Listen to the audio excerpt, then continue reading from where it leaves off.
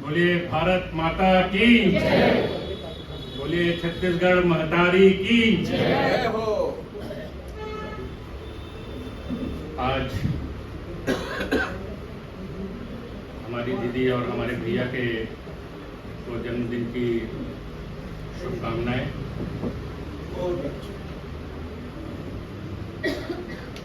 राजेश भैया को और मंच पे जितने भी मूर्धन्य साहित्यकार उपस्थित हैं, जो कार्यक्रम के संचालक साहू जी और मुझको विशिष्ट स्नेह देने वाले मेरे पैट्रन उदय चौहान जी, सोई जी, वीवर जी और यहाँ बैठे सभी माई बहनीगण, नए नवोदित बड़े करेली से आए सब नवा नवा साहित्यकार कवि मल्ल होकर गुरुजी भी प्रणाम करता हूँ। आप सब जल्ला में प्रणाम करता हूँ। मैं एक नया स्टाइल निकाले हूँ, मैं 3 भाषा में बात करता हूँ। पहली छत्तीसगढ़ी, दूसरा हिंदी और मैं वेरी गुड बोलत रहे हूँ। अभी सब केवल तो कई जन मन समझत रही तो कि ये वेरी गुड अंग्रेजी शब्द है, हमारे हिंदी अत्यंत बड़े है कि वेरी गुड लग हिंदी में शामिल कर ले मोरे हिसाब से। जहाँ भी बात करता हूँ 2-4 बिंदुओं पे बात करता हूँ। तो एक पहला बिंदु अपन लेते हैं। एक हमारी बहन ने, बड़ी करेली वाली बहन ने बोला कि भाई क्यों महिलाओं को ही, क्यों बच्चियों को ही, एक कविता का शीर्षक था कि इतना बोझ, आज एक बेटी दिवस भी है, क्यों इतना बोझ सहना पड़ता है। तो कविता में उन्हें प्रश्न तो उठाया है। कौन सी दीदी ने उठाया था जी? तब बहनी ने बड़ा सुंदर प्रश्न उठाया है। काबर लड़की मल्ला एक कष्ट सहल पड़ते, काबर सहल पड़ते हुए ये कष्ट इसलिए सहना पड़ता है दीदी, ये कष्ट इसलिए सहना पड़ता है भाभी जी,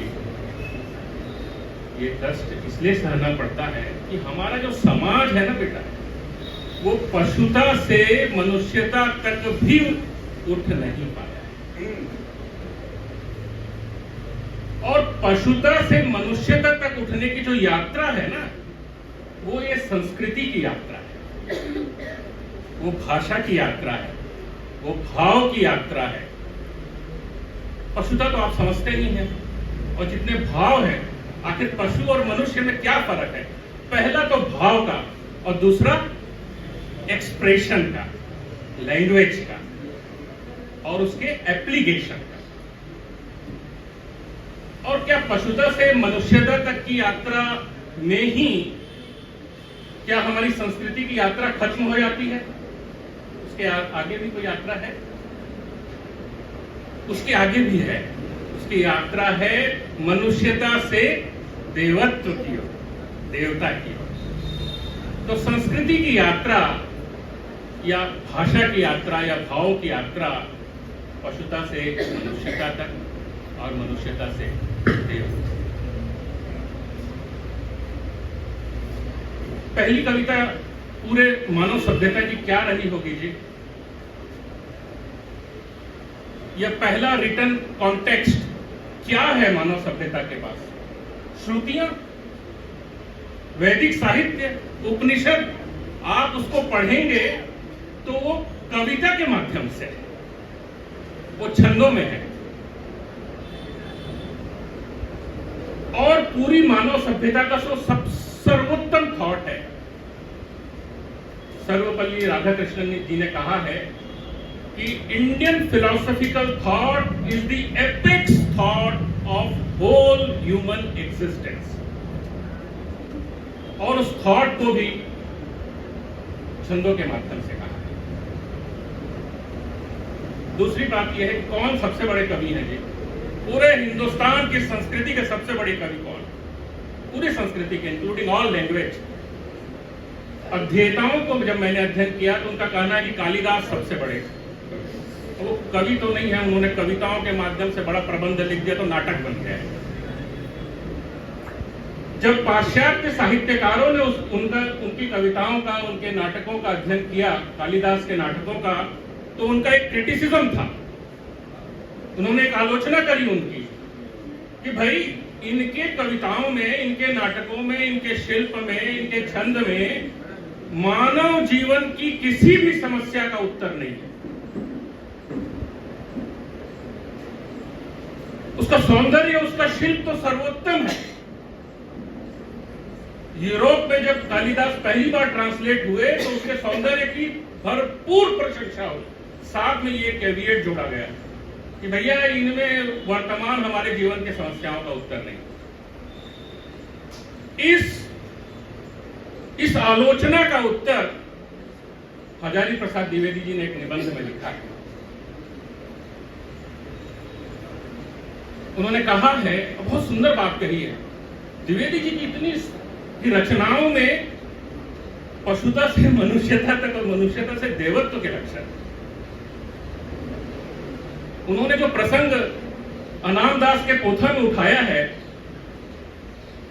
वो तो हमारी संस्कृति का सबसे सर्वोत्तम उदाहरण, अगर किसी कृतित्व के विषय को उठाने का अगर होगा तो वो है। अगर आप कभी पढ़ें उसको तो मैं बच्चों से आग्रह करता हूं कि उसको जरूर पढ़ें।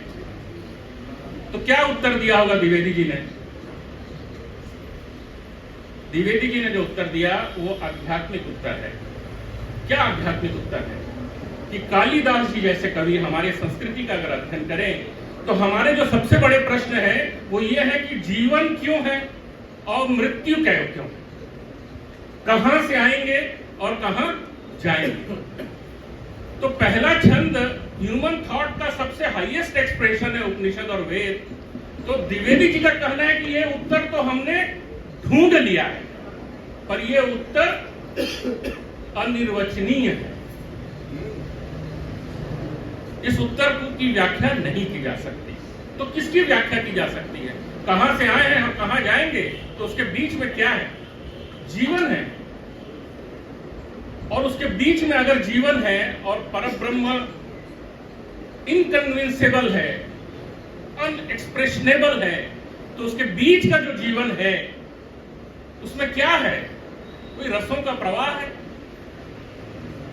शंकराचार्य जी तो माया कह के दार्शनिकता पे वो खत्म कर दिया, पर हमारे रचनाकारों ने, हमारे कवियों ने उस रसों के प्रवाह को बोला कि ईश्वर की अभिव्यक्ति है, ईश्वर की अनुभूति इस जीवन में अगर कहीं है तो वो रस के माध्यम से है। इसलिए उन्होंने कहा रसो वही सह। तो वो जो जीवन के पहले है और मृत्यु के बाद है, वो जीवन में अगर कहीं है तो रस के माध्यम से है। इसलिए कविता है।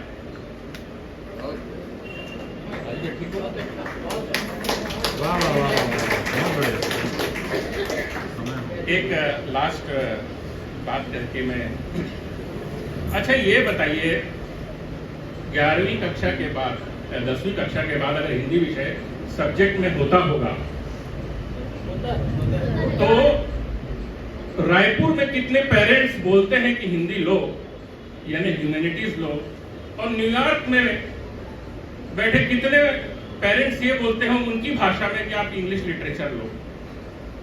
अगर इसका तुलनात्मक अध्ययन किया जाए तो प्रतिशत किसका ज्यादा निकलेगा? कुछ गैसिंग है आपकी?